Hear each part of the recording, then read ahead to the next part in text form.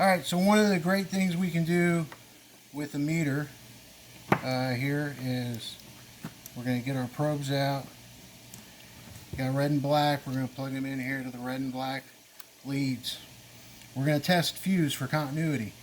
Every now and again you might have a dead treadmill completely, or some part of the treadmill not working, like the lift motor. And as you can see on this board, this control board for a treadmill, we've got two fuses in here. I think one might be for the console and one might be for the lift motor. But instead of, this would normally be mounted in the treadmill, and these fuses would be hard to get at. You'd have to dig them out and then look at them, and you might be able to tell if they were burnt, but sometimes you can't. And also, these fuses can be ceramic, so the only way you can tell if a fuse is bad, if it's ceramic, is to test it like we're going to test it.